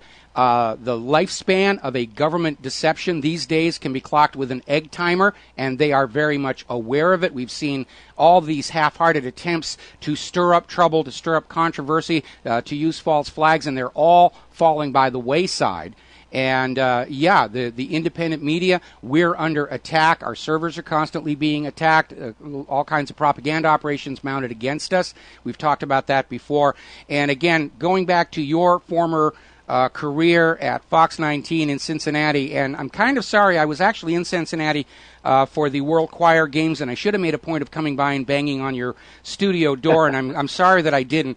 But you made a name and reputation for yourself because those reality check programs were going out there and basically saying this is what's wrong with the official story, and that is what we need to go on doing. And to use the copyright laws to try and say you can't talk about what we fed to the American people is nonsense. Commentary is why we have a First Amendment right to freedom of expression. Now, as far as Dianne Feinstein is concerned, I'd be happy to send you a paycheck for maybe $5 from my corporation, so that'll turn you back into being a real journalist. There you go. If that's all it takes. If that's all it takes. You better believe that's not the case. But we just have to watch it. We know what they're attempting to do. They're attempting to say, if you are not working for a corporation that is on our side, then we have no interest in you being a voice. That's certainly true. Okay, Ben, one more time, your websites for our listeners. Check out the website. It's www.benswann with two N's, SWANN.com. We have brand new stories popping up every single day on there. You can check it out. You can also find me on Facebook at facebook.com/Ben Swann Reality Check and Ben Swann Full Disclosure. All right. Well, Ben, again, this has been an absolute honor and a privilege to have you on the show, and time willing, we'll have you back on again. But we are definitely going to be watching your website and your new programming and working as hard as we can to get it out there to the public to continue that great tradition that you started with Reality Check. I appreciate it very much. The pleasure has been all mine. All right. Thank you very much. Hey. That was Ben Swann, and again, what an absolute joy to actually talk with him. I've been a huge admirer of him and the work that he was doing at Fox 19, and I know a lot of people were saying, why did they let him get away with it for that long? But he's out and about now with his Truth in Media project. We will obviously make a point at what really happened of paying as much attention to him and his videos as they come out. And if you are a person of some means, obviously they are still crowdsourcing, trying to raise the revenues to go on producing more of these videos. And these videos, to judge from the story in the first one, are meant to be resource videos. In other words, it's not just something that talks about a news story today and you forget about it tomorrow. These are videos to be saved and archived and reprised from time to time to show just how extreme the government is getting, trying to salvage its failing reputation. And for the NSA to go on out and try and stifle parody T-shirts using their logos is absolutely and completely absurd. It's just their vanity and their ego. They see themselves as above the laws and above the Constitution. Something I wanted to mention to Ben Swan, and I forgot to do so, is we hear all of our politicians take an oath to preserve, protect, and defend the Constitution of the United States of America, but we never hear that word obey in there. And that needs to go back into the oath of office. I will preserve, protect, defend, and follow, and obey, and comply with the Constitution to the United States of America. Got to take a break for commercials. We will be right back. And aloha, America. Welcome back to the show here. And before we get back to the economy, Dan in our control room he's being flooded with all the no-planers calling in and saying, no, it's no plane. You've got to carry it on your radio show. You've got to carry it on the website. There were directed energy weapons. There was Bigfoot with a laser beam. And they're trying to basically get this kooky idea about no plane out there for a reason. We caught them at the agenda. They cannot deal with the facts of the case. How BBC and Fox News reported on the collapse of Building 7 before it actually happened, 26 minutes before. They can't deal with the fact that Building 7 came right down into its own footprint, looking just like a controlled demolition. They can't deal with the videotape of the World Trade Center 7 collapse that actually captured the sound of the explosion that brought it down. They can't deal with the evidence of thermite in the wreckage. They can't deal with the photographs of the scars of cutter charges on the load-bearing members. They can't deal with the very bizarre way that the Secret Service just let George Bush sit there in that school in Florida reading about pet goats until it was time for his speech. They can't deal with any of that. So they've concocted this no-plane theory. They're trying to put it out there and create the illusion that the 9/11 truth movement is behind this theory. So the corporate media can poke fun at it. That's what they're trying to do, because they know as we come up this next month, the next 4 weeks coming up to that anniversary, there's going to be a lot of 9/11 truth material out there, and they are desperate, desperate, desperate to find some way to be able to ridicule and dismiss it. And that's why they're out there this hard trying to push that no-plane nonsense. They are well aware that the American people and the people of the world, knowing how this government lied to us all about Saddam's nuclear weapons, probably lied about 9/11. Provably lied about 9/11. And they're still playing the game by the propaganda tricks that worked at the height of the Cold War in the 1950s and the 1960s, and those tricks do not work any longer because we, the people, know that is what is being done. Now, back to the economy. It's been announced that, once again, Barack Obama is going to delay the implementation of more Obamacare provisions until after the 2014 elections. This is a major domestic policy and political snafu because Obama and his advisors apparently actually thought that implementing Obamacare was going to be a plus for the Democratic campaigns in next year's elections. And now they're realizing quite the opposite. Americans are angry at the skyrocketing insurance costs, the skyrocketing health care costs, decline in health care quality and service. It's another looting of the American people to serve large, giant health industrial complex corporations. And they're angry about it. So now they're backpedaling. He doesn't want to say, I'm calling it off, because that's a political embarrassment. But they're backpedaling on the more abusive provisions of it in order to sort of hopefully tamp this all down so the Democrats can go through the 2014 with a minimum of losses. At this point, I think Obama has pretty much cratered the entire Democratic Party. And the GOP is going to have to work really hard next year not to regain complete control of Congress. Now, an interesting article out of My Budget 360 kind of details the mindset coming out of Wall Street, suppressing wages and increasing corporate profits, the tough math behind the current economic recovery. And it basically starts out saying something I've been saying all along. The stock market is a very poor barometer on the financial health of ordinary Americans. Right now, it's little more than a scoreboard in this war between high-frequency computer traders and market riggers. But the stock market is not a temperature gauge on how well Americans are doing. You don't need to go to the corporate media and look at that sky-high down number to tell you how you are doing. Look around your homes, look around your job, look around your community at all the homeless and hungry and jobless. Look at all the commercial vacancies. Look at the deterioration of the infrastructure around you. Wall Street and its stock market indicators are completely disconnected from the reality of economic life here in the United States of America. And it's all because the money junkies have basically taken over the entire U.S. government, and the entire system is geared to sucking wealth out of the American people and pouring it all over Wall Street to keep it ticking along a little bit longer, to try and evade that ultimate doomsday device that was built into the system 100 years ago by having a privately owned central bank issue the public currency as a loan at interest, a system designed to enslave the nation and its people with artificially created debt. And the people who created it knew that it would eventually destroy the nation, but they didn't care because it was going to happen after they were long dead, after lives of unearned wealth, luxury, and privilege. It was a scam.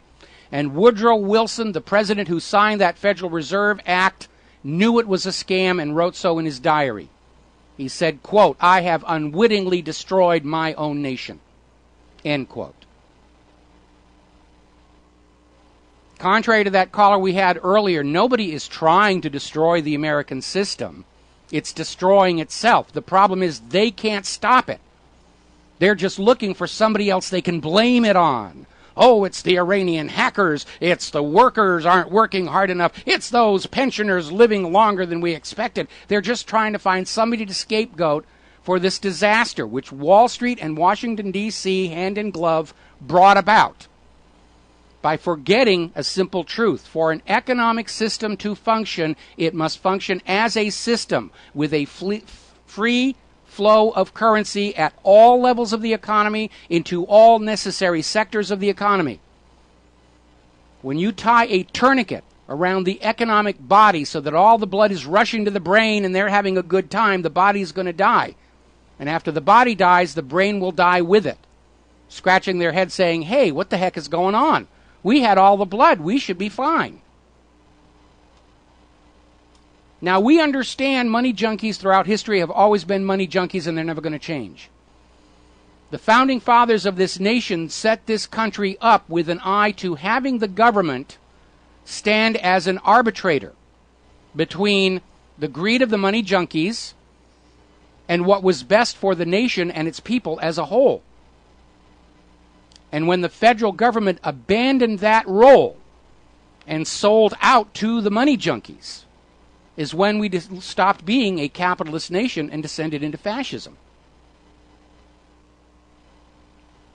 And the writing's on the wall.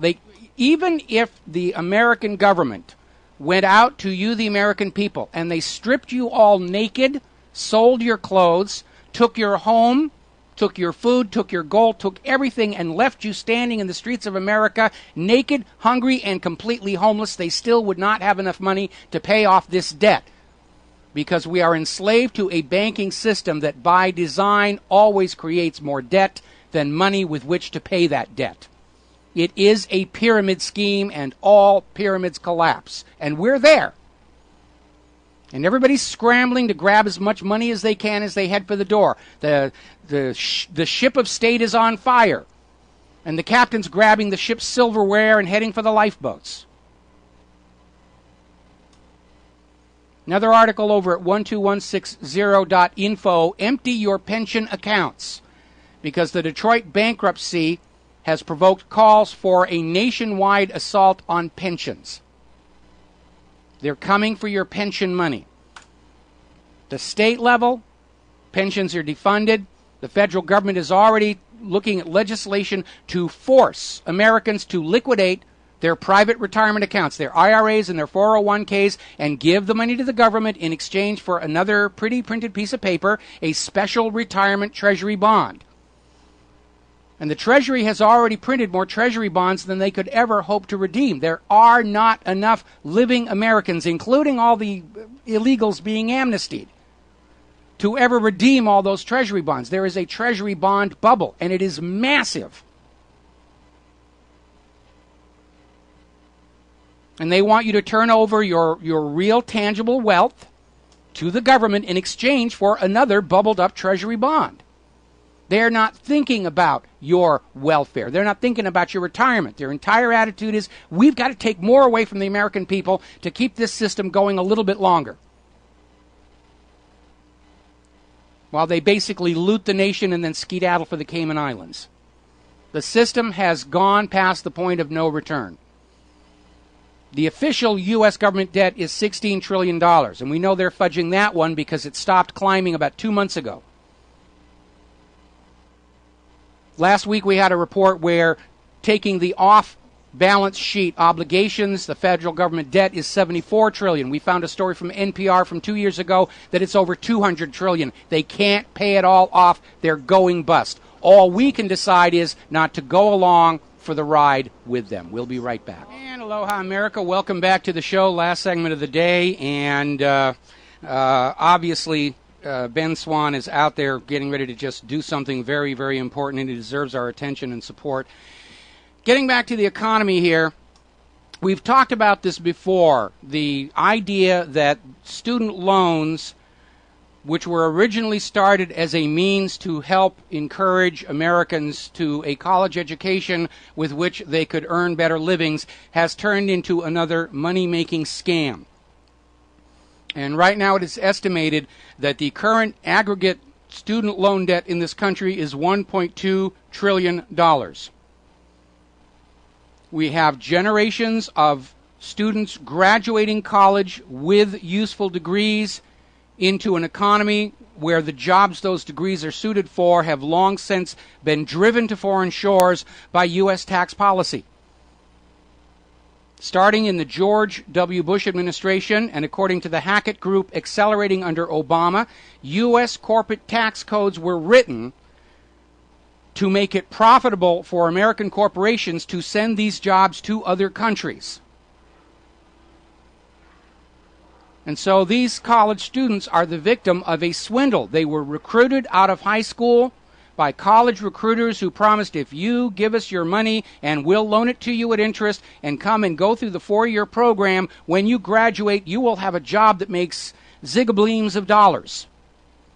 And it'll be no problem for you to pay back those student loans. And these kids are graduating, and they're finding there are no jobs. Many of them are trying to jumpstart their career with unpaid internships. Let me back up on that one. Trying to jumpstart their career with unpaid internships in corporations they'd like to work in. It's basically a new form of slavery.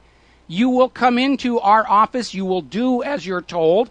They're basically treated as the lowest rung on the social pecking order. And at the end of 6 months, if you take all this abuse and don't mouth back at us, we might consider giving you a minimum wage job. I'm absolutely opposed to internships. When my wife and I were still running our animation visual effects company here, we were contacted by the local university saying, we want to send you some interns. And I said, absolutely not. If they're good enough to work here, we will pay them. And they can get the college credit, but we're not going to take anybody for free. It's indentured servitude here.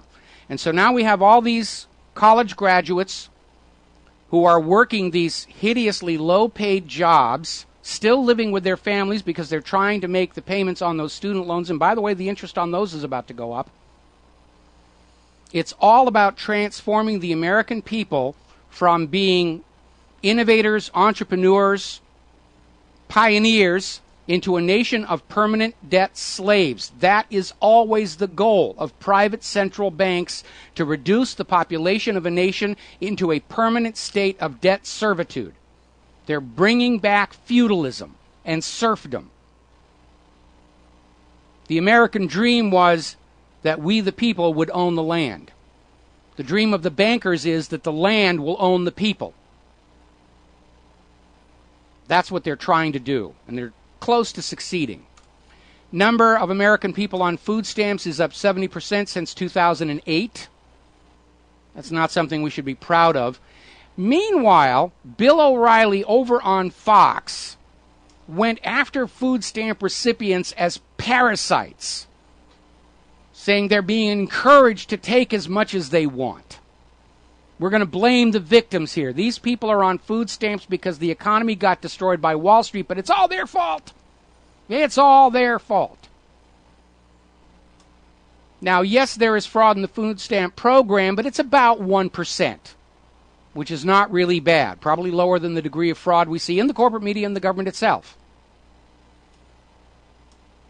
But the reality is, and I know this, and Claire knows this from direct personal experience. We're involved in 2 different programs here locally, trying to keep food going to people who simply don't have enough. They're not parasites.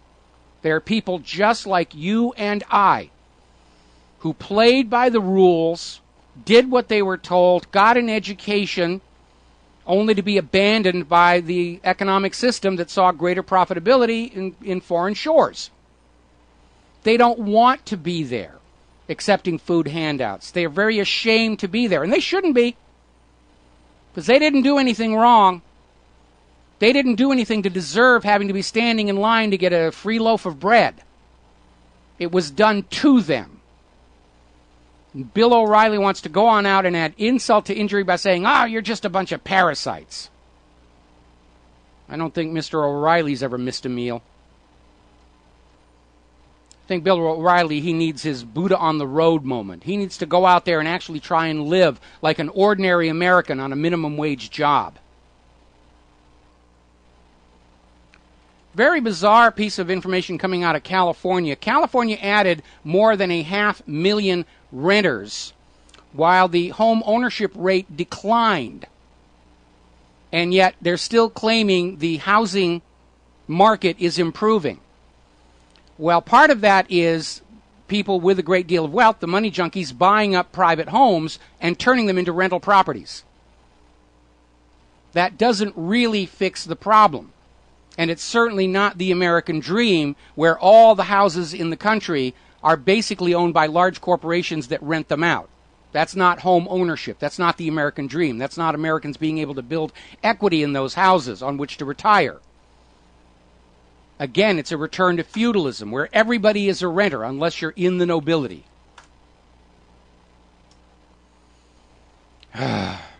Meanwhile, down in the southern border, particularly San Diego, immigration agencies are renting hotel rooms for the incoming surge of Mexican illegal immigrants. Illegal immigrants are coming across the border, and because it's expected they're going to be granted amnesty, the U.S. government is spending your tax dollars to rent them nice hotel rooms. At the same time, legal, born in this country, American citizens are sleeping in the streets and eating out of trash bins. What is this government's priorities? Or does it even have any? Is it just thrashing around in the dark, doing whatever it thinks will look good for the next press conference or the next election? They seem to have lost focus completely on what it takes to actually run a nation. Apparently, Planned Parenthood is in trouble with Texas. They've had to settle for $1.4 million for fraudulently overbilling the state's Medicaid program. This has prompted investigations against Planned Parenthood across the rest of the country for overbilling. All right, I'm going to close with a little bit of celebrity news, and normally I don't bother with this sort of thing, but you probably saw last week how Oprah Winfrey was going around screaming that when she was in Switzerland, she was the victim of racism because she was in a store and wanted to look at this very expensive handbag, and the sales assistant didn't show it to her because of the assumption that Oprah, being black, couldn't afford it. And Oprah got a lot of camera time for that, trying to revive her failing star and her failing network. The sales assistant actually involved has now gone public, saying that all she did was say, I have another one just like it for less money, which is something sales assistants will do. Apparently, this purse Oprah wanted was something ungodly amount of money, 25,000 pounds, more than a car. Now, maybe Oprah just let her ego get the better of her, or maybe she saw the opportunity to just grab some headlines to revive her falling star. Or maybe Oprah is one of those Americans who've been conditioned to believe that they should look for offense at every turn as a path to empowerment and self-validation. And that is, in fact, a major problem with this country, that Americans are encouraged to be offended by other beliefs, other fashions, other behavior, other lifestyles. And it's part of that propaganda campaign to turn us against ourselves, to keep us fighting amongst ourselves. You must be offended at how this person lives their lives. You must be offended by that person's beliefs. You must be offended by that other person's fashion, to keep us quarreling amongst ourselves so we don't unite together as a single American people, facing a common enemy of a money junkie financial system and a money junkie government. And on that note, we're going to head on out of here and get something useful done with the rest of the day. We will be back tomorrow here on the Republic Broadcasting Network. Again, if you're buying physical silver and gold, and I suggest you do so, go over to the Republic Trading Group, because part of the proceeds from your business there goes to support RBN. And as Ben Swan pointed out, we don't have any large corporations funding this. This is all grassroots. For this to go on happening, you must make it happen. Aloha, America.